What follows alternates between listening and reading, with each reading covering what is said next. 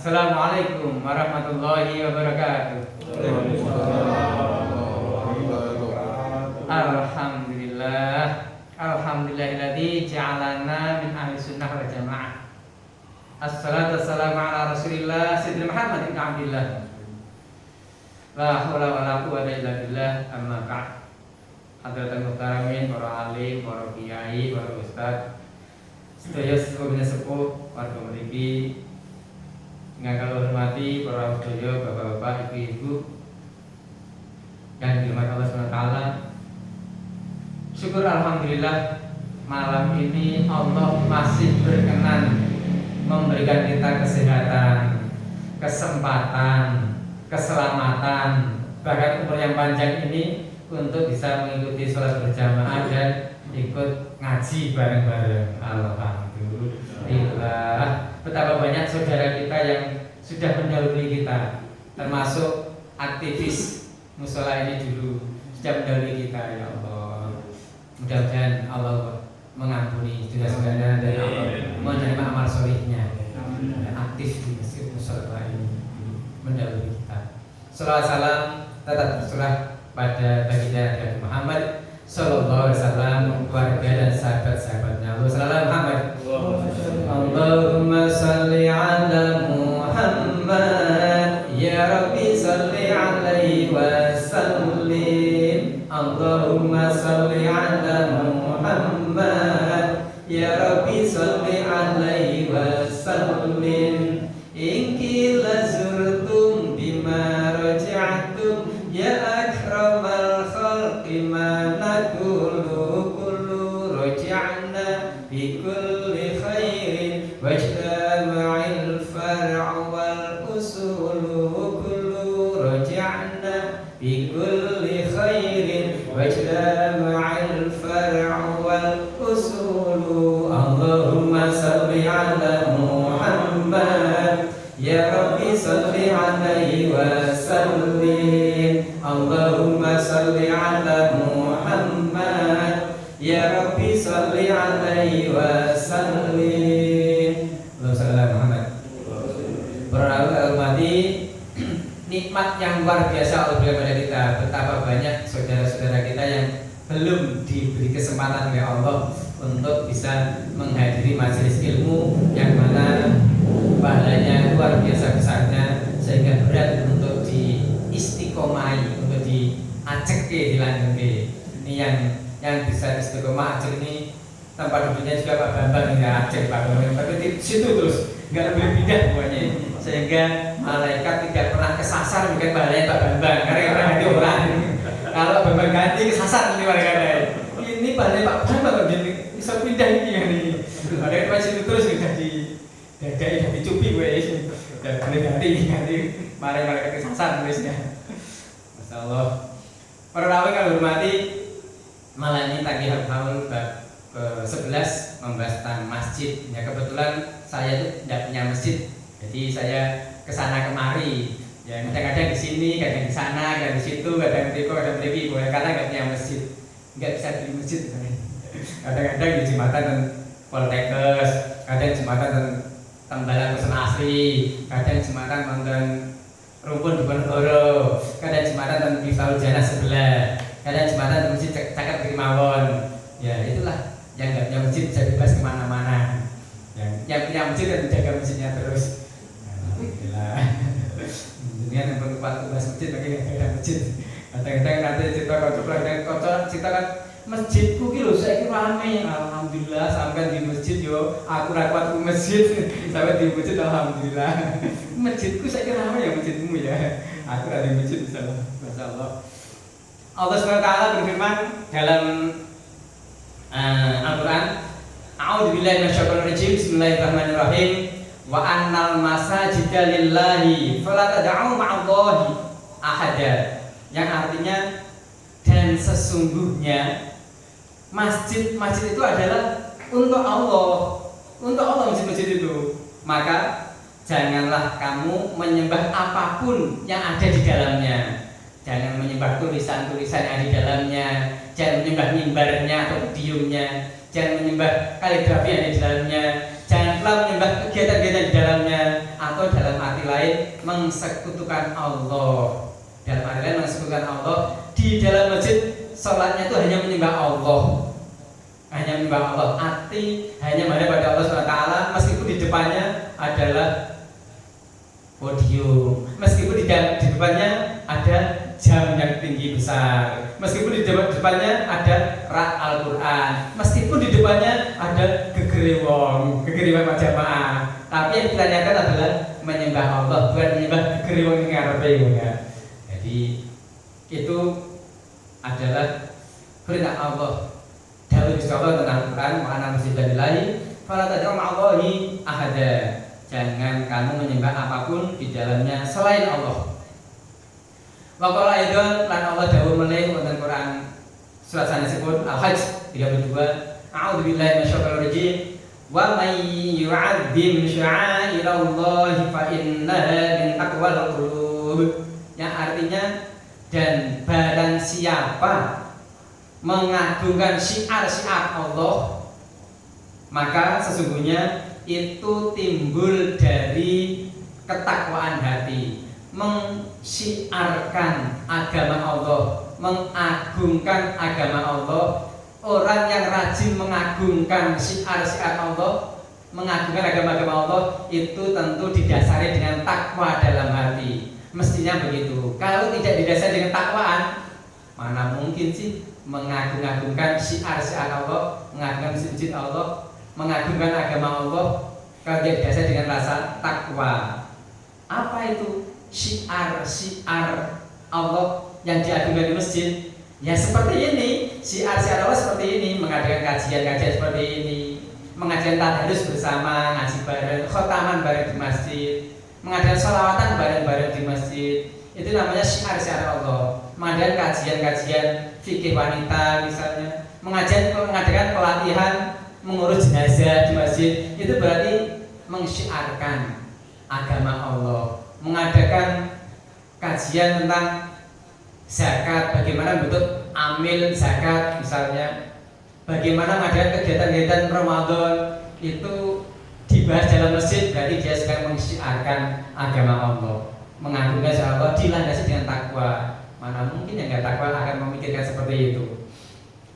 Allah SWT berfirman lagi berikutnya di surah Al-Hajj ayat 32, A'udzubillahi minasyaitonir rajim. Wa may yu'azzim hurmatillahi fa huwa khairul lahu 'inda rabbih. Yang artinya, dan barang siapa mengagungkan apa-apa yang terbaik di sisi Allah, maka itu adalah lebih baik baginya di sisi Tuhannya. Apa yang terhormat di sisi Allah? Yang terhormat di sisi Allah adalah kegiatan-kegiatan yang diridhoi Allah. Ini yang terhormat di sisi Allah, yang dilandasi dengan takwa. Inilah yang terhormat di sisi Allah. Kegiatan-kegiatan positif yang diridhoi Allah, membuat kemajuan umat dan tidak menimbulkan dampak buruk atau madarat, itulah yang disebut dengan apa? Hurmatillah, terhormat di sisi Allah. Diriwayatkan kepada kami dari Buraidah radhiyallahu anhu berkata bahwa Rasulullah SAW pernah bersabda, innama banaital masajida lima banaitalah. Artinya, sesungguhnya masjid-masjid itu didirikan sebagaimana dasar didirikannya. Apa toh motivasi mendirikan masjid itu? Ada loh yang motivasi mendirikan masjid itu agar dirinya dianggap sebagai ustaz, agar dianggap sebagai kiai. Ada kaya raya buat masjid di kampungnya, kebetulan jauh dari yang lain, tapi setelah masjid itu jadi megah, banyak jamaahnya harus dia yang jadi imam. Kalau ada yang berani jadi imam, dimarahi. Karena tujuannya dia membuat masjid itu agar dipanggil ustaz, agar dipanggil pak yai, agar bisa jadi imam. Kalau nggak buat masjid, nggak laku. Lah karena memang bacaan Qurannya masih belum bagus, ilmu agamanya masih sangat kurang, fikihnya masih belum banyak dipelajari, sehingga selayaknya belum pantas jadi imam. Namun karena pengen banget jadi imam, pengen banget dipanggil ustadz, pengen banget dipanggil Pak Yai, terdorong untuk membangun masjid. Itu di Jawa ya, di Jawa seperti itu ada. Kalau zaman dulu, di zaman para sahabat, setelah Masjid Kuba dibangun oleh Rasulullah SAW, masjid yang pertama dibangun kan Masjid Kuba oleh Rasulullah dengan sangat sederhana banget, lantainya ya masih tanah lah, tiangnya ya dari kayu-kayu kurma, atapnya daun-daun kurma gitu, yang sederhana. Sahabat pun ingin melihat, waktu itu dilarang oleh Rasulullah, jangan, biar apa adanya dulu, dibiarkan apa adanya dulu. Setelah masjid itu syiar, ramai, jamaahnya membludak, kaum muslimin senang datang ke masjid itu. Datanglah orang munafik yang membangun masjid di Madinah, dinamakan Masjid Diror, masjid yang dibangun atas dasar untuk memecah belah umat, agar tidak ke situ saja, agar datang ke masjidnya dia juga. Jadi dasar niat mendirikan masjid bukan lillah ta'ala, bukan, ada niatan lain dalamnya. Itulah orang munafik, niatnya untuk memecah belah umat, agar umat itu tidak hanya ke sana tapi mau ke sini juga, agar umat itu mengikuti kemauan dia, tidak dia yang ikut kemauan orang, kemauan umat nggak mau, harus ikut dia. Pokoknya tersimpan niat yang bukan lillah tapi linnas, lil hawa wali nafsi, karena manusia, karena hawa dan karena nafsu. Dengan itu ya orang munafik mendirikan masjid Diror. Namun selanjutnya masjid itu karena ketahuan perkembangannya tidak baik, akhirnya dihancurkan dan sekarang dijadikan tempat sampah, tempat pembuangan sampah di Madinah, bekas masjid Diror itu. Orang kalau mati, Bapak Ibu yang dirahmati Allah SWT, Nabi SAW juga bersabda dalam hadisnya, al masjidu baitu kullu mukmin. Masjid itu rumah untuk orang-orang mukmin. Untuk orang-orang mukmin ya, jadi rumahnya orang mukmin masjid itu. Semua orang yang beriman berhak yang sama. Semua orang muslim memiliki hak yang sama ke dalam masjid itu. Hak apa? Hak untuk ikut sholat berjamaah di masjid itu, hak untuk menempati shaf depan, hak untuk mengikuti kajian di majelis ilmu, majelis taklim di masjid itu, hak untuk mensyiarkan, meramaikan, memakmurkan masjid itu. Kecuali masjid yang didirikan dengan tujuan seperti tadi, masjid Diror tadi, tujuannya bukan lillah tapi linnas, untuk manusia. Tujuannya bukan lillah tapi lil hawa nafsu, untuk memenuhi hawa nafsunya, agar aku bisa jadi imam, agar aku bisa terkenal sebagai pejuang, mujahid di kampung ini, pendiri masjid di kampung ini. Nah, itu berarti bukan karena lillah. Kalau lillah, maka diberikan hak yang sama kepada kaum mukmin untuk mensyiarkan, meramaikan, memakmurkan masjid itu. Jadi sebenarnya takmir itu ya memakmurkan, itu takmir. Siapa yang memakmurkan adalah takmir. Takmir itu memakmurkan, bukan hanya mendirikan dengan pergi, bukan. Rasulullah SAW juga menyampaikan dalam hadisnya, idza ra'aitumur rajula mulazimal masjidi fashhadu lahu bil iman. Ketika kamu sekalian melihat seseorang yang melanggengkan masjid, maka bersaksilah baginya dengan iman bahwa dia termasuk orang-orang yang beriman, yang melanggengkan kemakmuran masjid itu. Jadi tidak membuat masjid itu jadi sepi, tidak membuat masjid itu jadi sepi, tapi melanggengkan kemakmuran, keramaian, syiar masjid itu dilanggengkan. Saksikan bahwa dia adalah orang yang beriman.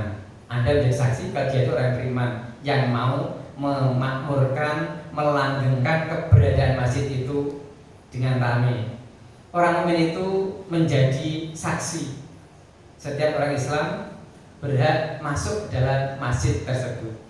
Nabi SAW juga bersabda yang artinya, apabila kamu melihat seorang lelaki membiasakan sholat di masjid, maka saksikanlah bahwa dia itu orang yang beriman. Yalah, masa orang gak beriman senang sholat di masjid? Ya senang sholat di masjid berarti orang beriman. Nabi SAW menyampaikan dalam hadis riwayat Tirmidzi, Ibnu Majah dan juga diriwayatkan oleh Ibnu Hibban, orang benar-benar beriman innama ya'muru masajidallahi man amana billah, hanya yang memakmurkan masjid Allah ialah orang-orang yang beriman kepada Allah. Ini hadis qudsi. Hadis qudsi itu hadis yang redaksinya dari Allah, namun isinya dari Allah, namun redaksinya susunan kalimatnya sambil oleh Rasulullah SAW. Innama ya'muru masajidallahi man amana billah. Allah yang berfirman begitu.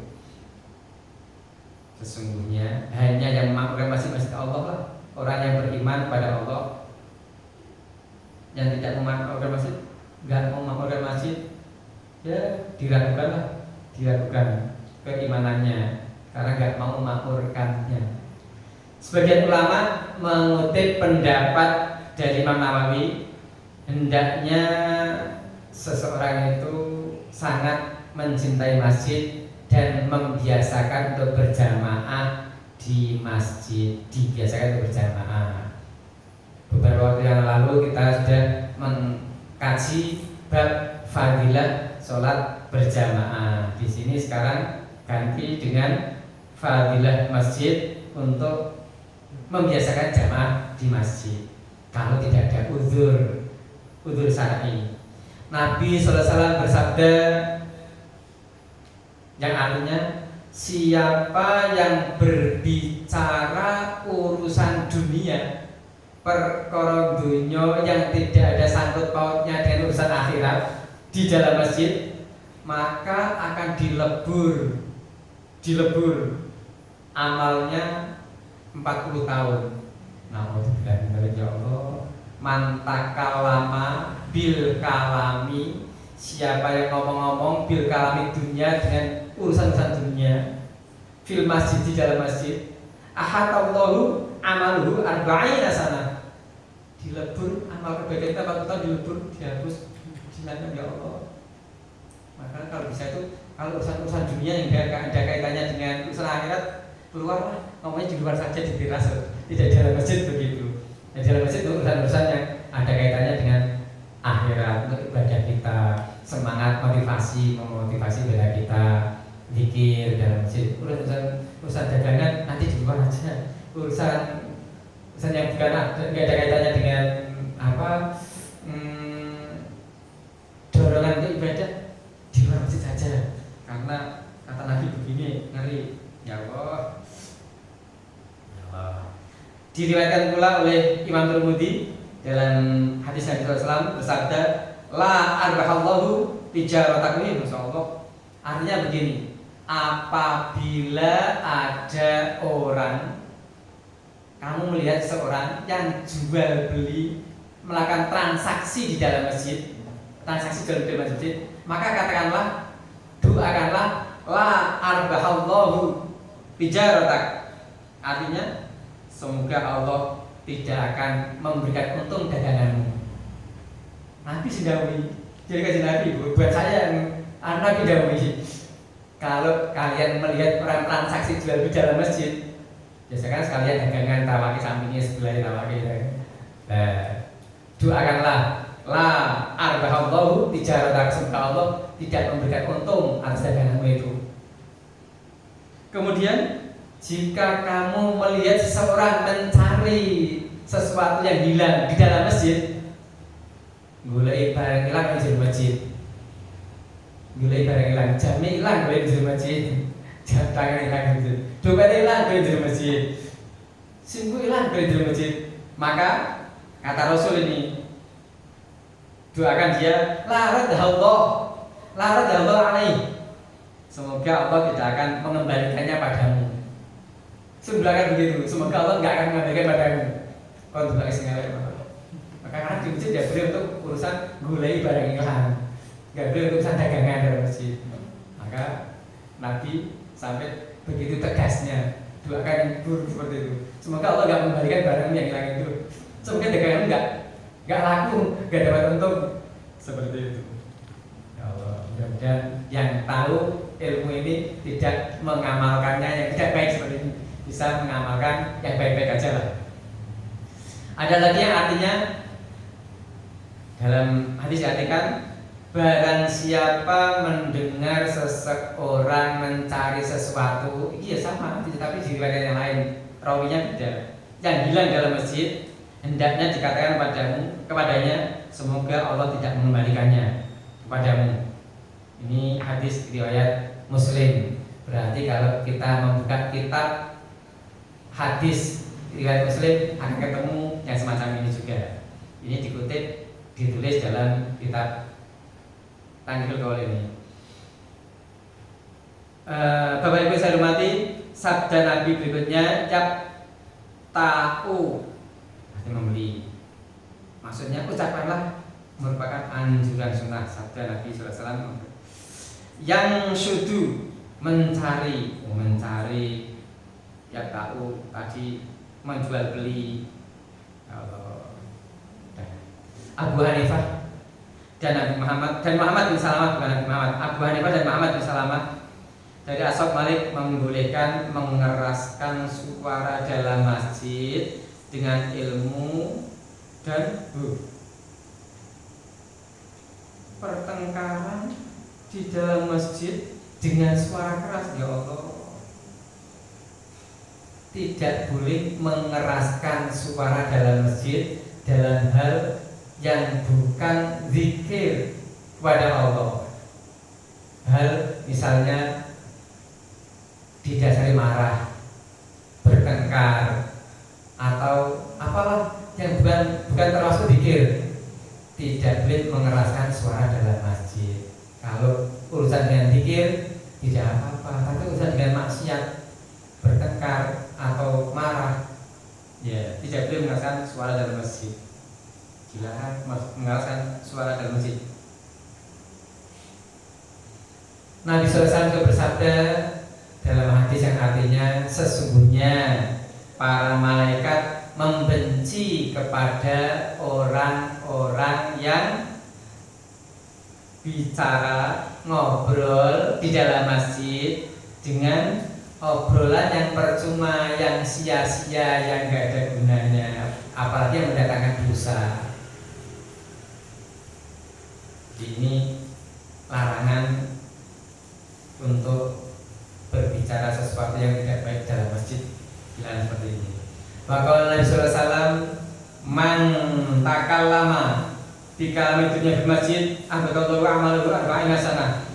Jadi kok mau meneh kajian sama tadi arba'ina sanah. Siapa yang berbicara dengan pembicaraan urusan dunia dalam masjid, maka Allah menghapus amalnya selama 40 tahun. Nabi SAW bersabda, innamal malaikata yatakarrahuna minal mukallimina fil masjidi bikalamil lahwi wal jauri. Sesungguhnya malaikat membenci orang-orang yang berbicara di dalam masjid dengan pembicaraan yang sia-sia atau yang dusta, yang menimbulkan dosa. Maka Nabi sallallahu alaihi wasallam, dawuh Nabi berikutnya adalah syarrul biqa'i aswaquha wa khairul biqa'i masajiduha. Nah ini seburuk-buruk tempat adalah pasar dan sebaik tempat adalah masjid. Sebaik tempat itu masjid, Seberapa pasar tempat itu pasar. Nah, iya Pak, aku kerjanya pasar Pak. Ya, usahakan jaga iman, jaga takwa, jaga kejujuran, karena di pasar itu banyak terjadi kecurangan, banyak terjadi pengurangan takaran, timbangan, ukuran, meteran, banyak terjadi riba, banyak terjadi menyembunyikan aib dari benda dagangannya itu, banyak terjadi pedagang-pedagang yang tidak jujur di pasar, sehingga disabdakan Rasulullah, sejelek-jelek tempat adalah pasar dan sebaik-baik tempat adalah masjid. Sehingga paling enak itu pergi ke pasar daripada ke masjid, ya kan? Paling rapi ke pasar daripada masjid, ramai pasar daripada masjid.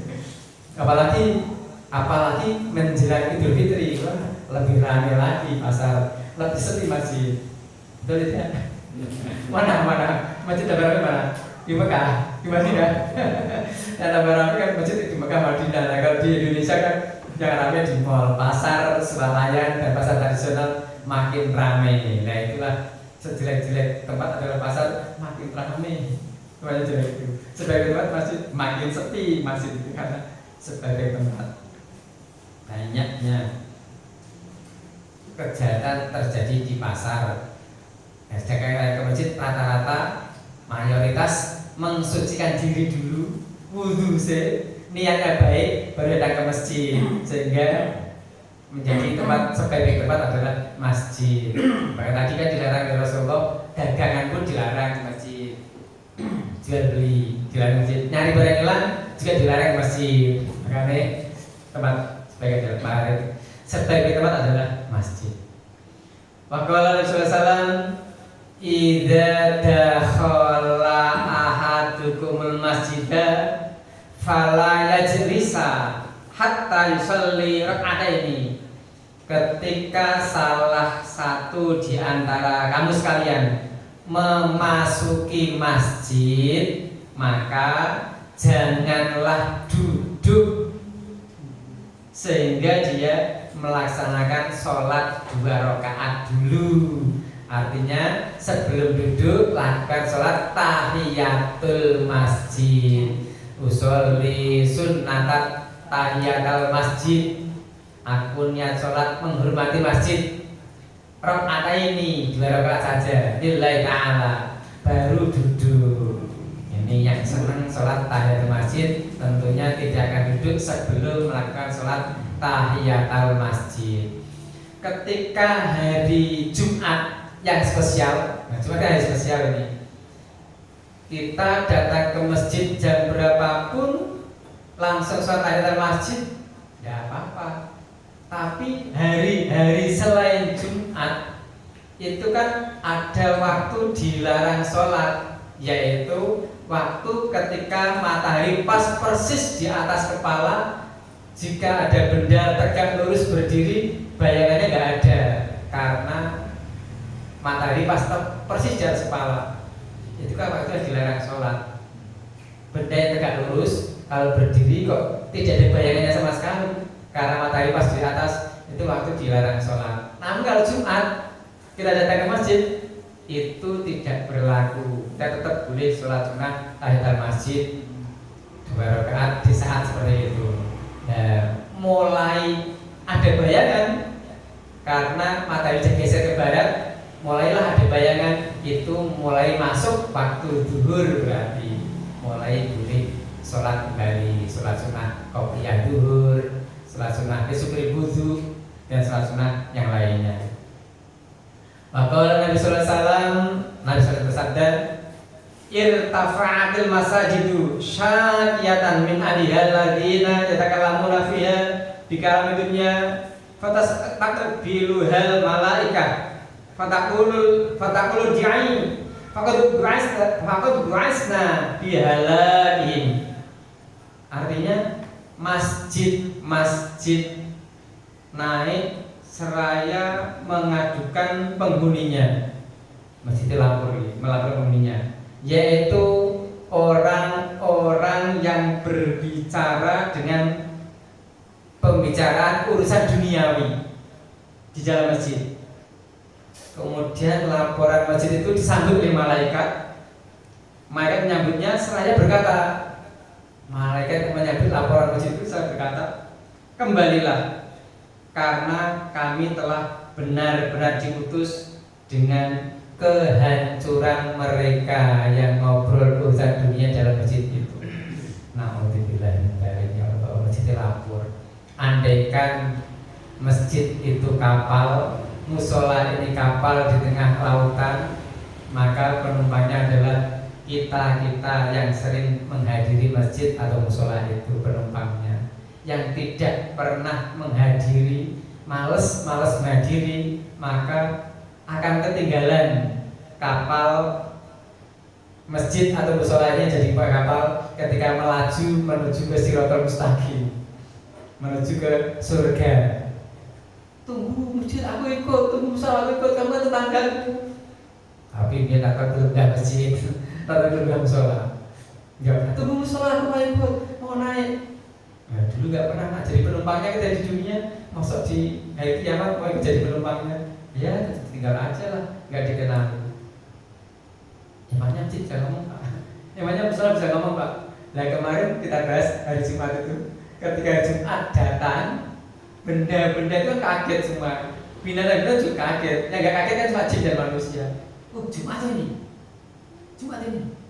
matahari datang, alhamdulillah. Matahari terbit, nggak jadi kiamat. Kan matahari terbit berarti kiamat. Yang tahu kan, yang kaget dengan datang Jumat kan makhluk-makhluk selain jin dan manusia. Yes. Yusabbihu ma fis samawati wa ma fil ardh. Semua ada di langit dan semua di bumi bertasbih memuji Allah. Hanya manusia yang mendengarnya, jin dan manusia yang tidak tahu. Di perjalanan makhluk-makhluk Allah yang tidak bernyawa ternyata juga ikut bertasbih memuji Allah, melaporkan kejadian-kejadian yang terjadi di bumi ini kepada Allah. Contoh lagi, benda yang tidak bernyawa. Ketika Nabi Isra Mi'raj, batu yang berpijakan Nabi untuk naik ke buruk, kan pengen ke Nabi loh. Batu, karena buruknya tinggi, Nabi mau naik ke buruk kan berpijak ke batu, batunya dipijak Nabi, pengen ikut Nabi Mi'raj ke langit. Tapi kan kecepatan buruk kan melebihi cahaya sehingga batunya nggak bisa ngejar. Batu baru naik sedikit, sudah ketinggalan Nabi, sehingga batu itu nggak kembali lagi ke bumi loh, dia melayang-layang di Palestina. Melayang di Palestina batu, karena pengen itu Nabi. Batu nggak bernyawa, tapi oleh Allah jangan begitu. Hanya maaf, saya belum sampai ke sana sehingga belum bisa melihat wujud nyatanya. Bisa melihat baru di internet saja.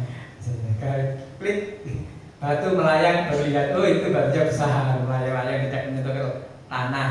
Karena mengejar Nabi, mau ikut Mi'raj Nabi Muhammad SAW, merasa dimuliakan, dipijak Nabi merasa dimuliakan, pengen ikut Nabi. Ketika Nabi lewat kanan kirinya gunung, kok ada batu yang tidak nempel di gunung, batu hanya terletak tergeletak saja, batu kan tergelundung dulu ke bawah, menghormati dulu Nabi. Nabi sudah lewat, baru kembali lagi menghormati Nabi. Jadi, kayu yang dipakai mimbar ke podium khotbah Nabi kok diganti yang baru, yang lama disengketi ke luar. Saat Nabi khotbah di podium yang baru, mimbar yang baru, terdengar tangisannya, menangis dia gak dipakai lagi. Yang mendengar ya Nabi dan beberapa sahabat yang dipilih oleh Allah, yang mendengar tangisan mimbar podium yang dulu dipakai untuk khotbah Nabi kok gak dipakai lagi dan yang baru, nangis gitu Pak. Jadi setahu kita yang bisa nangis hanya manusia, jin. Tapi ternyata makhluk-makhluk Allah yang lain juga. Nah, ceritanya tahu hanya yang dikehendaki oleh Allah, tidak semua manusia tahu, jin juga tidak tahu. Maka Allah SAW lanjut lagi, man basato hasiron fil masjidi lam tazalil malaikatu tastaghfir lahu madama dalikal hasiru fil masjid. Barang siapa yang gelar tikar, gelar karpet, gelar sajadah di masjid, maka tidak henti-hentinya malaikat memohonkan ampun kepadanya selama tikar itu masih dipakai di masjid.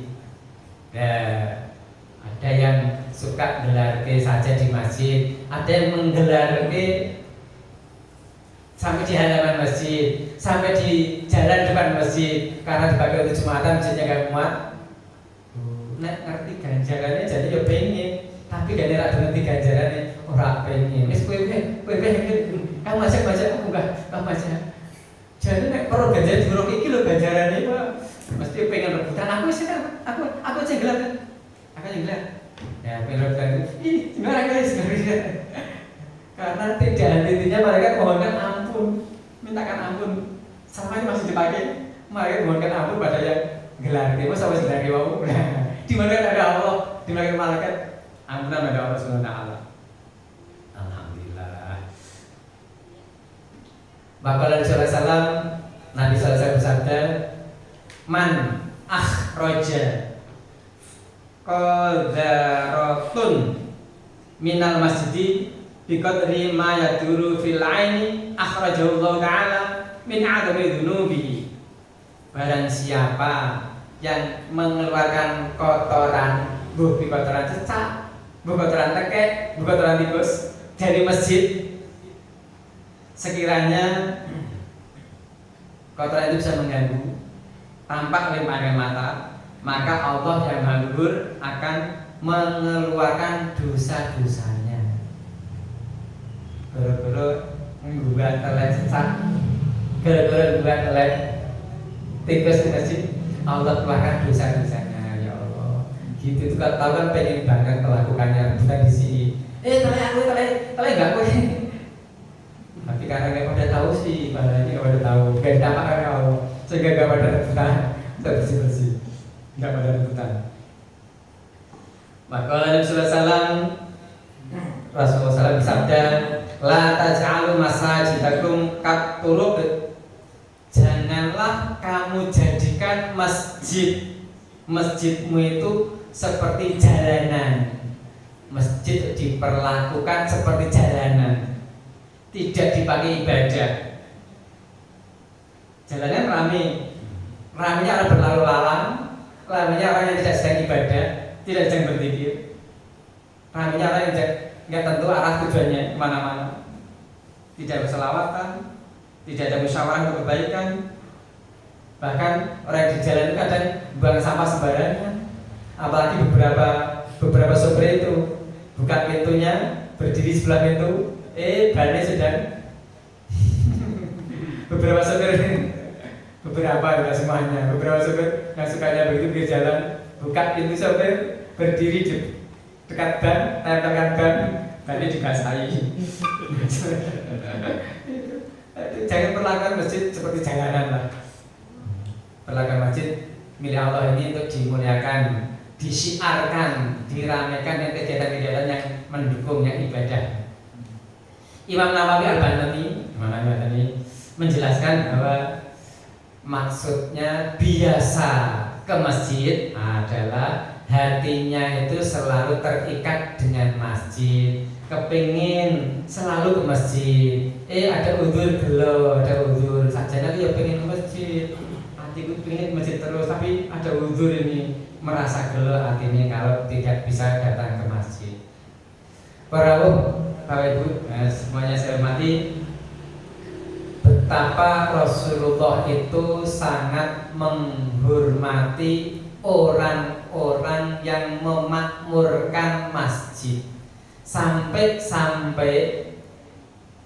merebut wanita yang kulitnya hitam, miskin, setiap hari senang resik-resik di dalam masjid, di halaman masjid, sampai ke depan masjid, ke dalam masjid.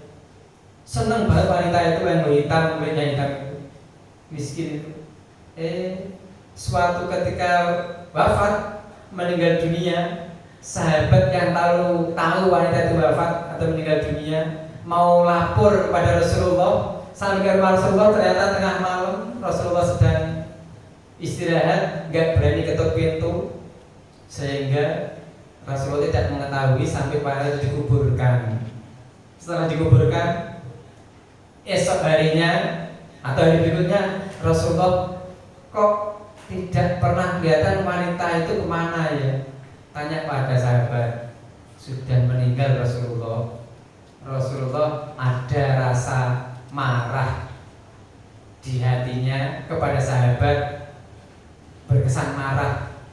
Mengapa kok tidak mengabari? Mengapa kalian tidak memberitahu hal ini kepadaku? Rasulullah tanya begitu pada sahabat dengan nada yang ya kelihatannya marah gitu. Tunjukkan mana kuburannya. Terus Rasulullah diantar oleh sahabat ditunjukkan kuburan wanita yang menjadi marbot masjid itu, marbot sukarela ini. Lalu Rasulullah datang ke kuburnya terus sholat gaib, sholat jenazah di atas kuburnya. Kubur wanita itu sholat kuburan itu begitu. Rasulullah Masya Allah sangat memuliakan orang yang mau memakmurkan masjid. Tapi kita ini kan susah ya, berat ya untuk memakmurkan masjid ya. Kalau kita berat untuk memakmurkan masjid ya nanti Rasulullah berat memuliakan kita. Kalau kita itu enteng senang memakmurkan masjid, ya nanti Rasulullah senang memuliakan kita. Sebagaimana diceritakan tadi, sampai wanita hitam miskin itu pun disolati di atas kuburnya kalau sudah dikuburkan. Kisah di atas disebutkan dalam Sahih Bukhari dan Sahih Muslim. Jadi ini kitab ini mengutip dari hadis Sahih Bukhari dan Sahih Muslim. Nanti kalian bisa cari di sana. Terima kasih. Dalam riwayat Baihaqi disebutkan bahwa wanita itu bernama Ummu Mihjan. Ummu Mihjan namanya, wanita yang hitam miskin yang senang resepsi masjid itu, Ummu Mihjan. Dan saat ini di kampung mertua saya sana, bukan kampung saya, kampungnya mertua sana, itu masjid di kampung sana ada juga wanita yang rajin membersihkan masjid itu atas kemauannya sendiri, bukan atas suruhan siapa-siapa, atas kemauan sendiri. Apalagi kalau Jumat pagi segera ngepel dari masjid, karpetnya digulung, dipel masjidnya, karpetnya dibersihkan, dikebel-kebeli semuanya, kemudian dimasukkan lagi agar nanti saat dipakai Jumatan sudah bersih masjidnya. Itu wanita. Kadang-kadang dibantu oleh suaminya, kadang-kadang wanita itu sendiri yang melakukannya. Rutin, hampir tiap Jumat.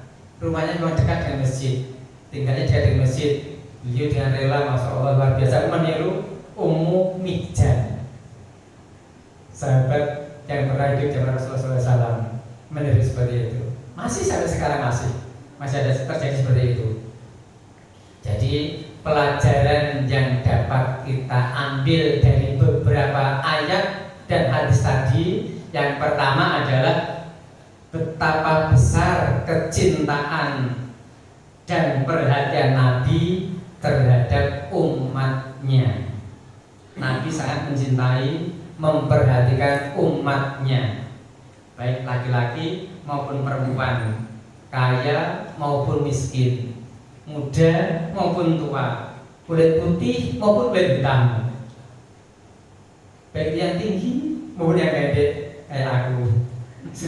Rasulullah itu sangat mencintai, memperhatikan umatnya. Yang kedua dari pelajaran yang kita ambil adalah pemimpin itu tidak hanya memperhatikan umatnya dari sisi urusan dunia toh. Nah ini PR Pak RT ini, PR Pak RT ini. Pemimpin itu tidak hanya memperhatikan umatnya di sisi urusan dunia toh, enggak, tapi urusan akhirat juga diperhatikan. Makanya Sayyidina Umar itu melihat jalan kok rusak, merasa dosa saja. Iki aku jadi pemimpin, aku kok jalannya rusak, aku bertanggung jawab, harus segera memperbaikinya. Ya, maka pemimpin itu memperhatikan urusan akhirat juga. Piye to rakyatku iki salate piye to, rakyatku iki do gelem ngaji apa ora, piye to, rakyatku iki do gelem jamaah apa ora, kira-kira sesuk Ramadan do gelem poso apa ora ya rakyatku iki. Ora iki wong muslim kabeh kok. Nek sing ora muslim sih wis biasalah dia tidak muslim. Yang muslim kira-kira mau puasa apa enggak ya? Yang tidak puasa betul kira-kira dia memamerkan maksiatnya di depan khalayak atau enggak ya? Nah, diperhatikan seperti itu. Tanda besar seorang pemimpin berarti begitu ya Allah. Yang ketiga, pentingnya sholat jenazah.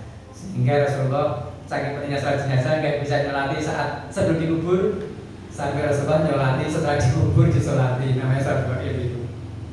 Yang keempat, Islam tidak mengklasifikasikan manusia atas dasar status sosial, status ekonomi, warna kulit, keturunan, meskipun tukang sapu, hitam, miskin, tapi yang diklasifikasikan adalah takwanya, mengikuti firman Allah, inna akramakum indallahi atqakum. Sesungguhnya orang yang paling mulia di antara kalian adalah orang yang paling bertakwa. Yang paling mulia di sisi Allah, yang paling bertakwa. Kalau di sisi manusia, yang paling kaya, yang punya jabatan. Di sisi manusia, yang paling ya status sosialnya tinggi, status ekonominya tinggi, dan sebagainya di mata manusia. Yang kelima, pelajaran yang bisa kita ambil dari ayat dan hadis-hadis tadi adalah tidak boleh meremehkan orang lain karena kondisi keduniaannya, kondisi duniawinya. Tapi lihatlah dia termasuk orang yang bagaimana baiknya, tawaduknya. Lihatlah sombong atau tidak, tawaduk atau sombong, dan sebagainya. Jadi sikap para sahabat yang ada kesan meremehkan urusan perempuan tukang sapu itu, meremehkan seseorang bisa menimbulkan sifat sombong. Yang keenam, keutamaan dari sifat tawadhu. Orang yang mulia bukanlah orang yang tinggi hati meremehkan orang lain, tapi sebaliknya orang yang dimuliakan itu orang yang punya sifat tawadhu, rendah hatinya sangat tinggi. Kalau Jawa ya sopan santune luar biasa, sopan santune. Apa istilah lain? Cara Jawa nih tawadhu, rendah hati, sopan santun, ada pasor, ya ada pasor luar biasa. Itulah yang dinilai mulia di hadapan Allah Subhanahu wa taala dan layak dimuliakan oleh sesama manusia. Yang ketujuh, besarnya keutamaan orang yang memakmurkan masjid, baik laki-laki maupun perempuan, sangat besar sekali keutamaannya. Sehingga mari kita berusaha sekuat tenaga kalau tidak ada udzur untuk memakmurkan masjid. Jangan sampai hanya istilah aku takmir masjid tapi nggak memakmurkan masjid. Jangan sampai terjadi seperti itu. Aku bangun masjid ini tapi jangan sampai hanya bangun terus ditinggal kosong belum, tidak pernah diisi, tidak pernah di jamah atau dipakai untuk kegiatan apapun. Jangan sampai. Kiranya ada kisah yang jenengan semuanya sudah sering dengar yang terjadi di Bogor itu loh. Di Bogor, kisah Pak Zainal dan Pak Ahmad, teman SMA. Pak Zainal dan Pak Ahmad itu kan teman SMA, sekolahnya SMA dulu. Setelah lulus SMA berpisah lama, jauh, nggak pernah jumpa. Pak Zainal suatu hari dari Jakarta datang ke Bogor dengan penampilan sangat necis. Sangat necis penampilannya, rapi banget. Mendengar ada duhur, Pak Zainal mampir ke masjid. Setelah berusaha sekian lama lah, beberapa tahun, karena Mbak Zainal itu sudah sukses menjadi seorang manajer yang sukses di perusahaan besar. Mampir di masjid, melihat orang yang sedang bersih-bersih toiletnya masjid, sedang bersih-bersih kamar mandinya masjid, yang dikatakan wudhu itu sedang bersih-bersihkan di sini masjid. Pak Zainal melihat, mendekat, diperhatikan betul, kok sepertinya aku kenal orang ini ya. Pak Zainal mendekat, kemudian menyapa, "Hai Ahmad." Ahmad pun noleh. Ahmad pun bingung, siapa yang menyapa aku ini? Aku lupa ya, siapa ini? Kamu lupa kan temanmu waktu SMA dulu? Iya ya. Terus bersalaman, berpelukan. Aku mau sholat sini. Kamu di sini teman? Ahmad. Iya, saya di sini. Aku tak mau sholat dulu ya. Ya silakan sholat. Setelah itu Pak Zainal wudhu, sholat di dalam masjid. Pak Ahmad masih bersih-bersih di tempat wudhu dan toiletnya masjid. Selesai sholat, ternyata ada anak muda yang makmum di belakangnya. Anak muda tadi, sebelum sholat melanjutkan pembicaraan Ahmad tadi. Ahmad, aku ini loh kartu namaku. Dibaca seorang manajer di sebuah perusahaan besar. Kamu kalau ada perlu mau lamar kerja, boleh di tempatku. Di tempatku ada lowongan kerjaan ini. Ini kartu namaku. Nanti kamu bisa kerja di tempatku. Begitu penawaran Zainal kepada Ahmad gitu. Setelah itu baru sholat. Setelah sholat ternyata di belakangnya ada anak muda jadi makmum. Anak muda menyampaikan, ngajak ngomong. Pak, Bapak kenal toh dengan Pak Ahmad? Iya, itu teman saya waktu sekolah dulu di SMA. Gimana? Pak Ahmad itu sebenarnya marbotnya ini sebenarnya saya Pak, bukan Pak Ahmad itu. Sebenarnya saya marbotnya. Pak Haji Ahmad itu yang membangun masjid ini beliau dengan biaya beliau sendiri. Pak Haji Ahmad yang membangun masjid ini dengan harta beliau sendiri. Namun beliau dengan tawaduknya selalu membersihkan masjid ini. Saya sampai riko kadang-kadang. Beliau selalu bersih-bersih limpah. Marbotnya itu saya, tapi beliau yang selalu bersihkan. Kaget Zainal lu. Tak kira merebut jebule wong sugih sukses terus mau haji. Kapan hajinya? Udah lama, Wong beliau itu juga kaya raya. Sehingga bangun masjid itu dengan dia sendiri. Itu Pak, hotel itu milik beliau. Hotel itu yang sana itu pabrik milik beliau itu.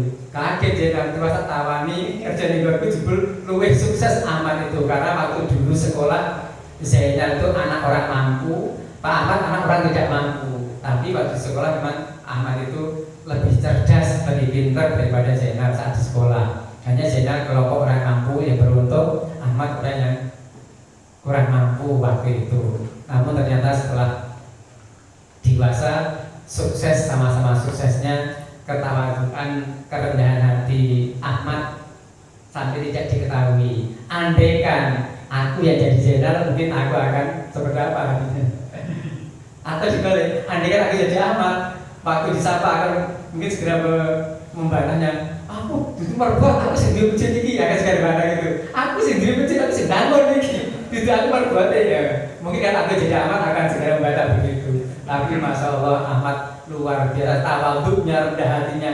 Beliau yang bangun masjid dengan biaya sendiri, beliau yang jadi merbutnya malah dimuliakan, beliau yang bersih-bersih masjid. Sampai orang lain yang tahu nggak mengira kalau itu yang punya masjid yang apa, yang bangun, yang Allah, masjid dipersembahkan ke Allah, bukan dimiliki oleh Pak Ahmad sendiri, bukan. Sehingga dipersembahkan ke Allah, masjid itu Allah. Hingga Allah izinlah Zainal setelah itu. Demikian ocehan saya siang malam hari ini. Mohon maaf, mungkin kalau ada kekurangan maafkan. Mudah-mudahan bermanfaat bagi kita semua. Mari kita akhiri dengan doa Pak Asri bersama dan doa majelis. Bismillahirrahmanirrahim. wal 'asri innal insana lafi khusr illa alladziina aamanu wa 'amilus shalihati wa tawassaw bil haqqi wa tawassaw bis sabr. Subhanakallahumma bihamdika asyhadu an la ilaha illa anta astaghfiruka wa atubu ilaik. Alhamdulillah. Wallahu muwaffiq ila aqwamit thoriq. Wassalamualaikum warahmatullahi wabarakatuh.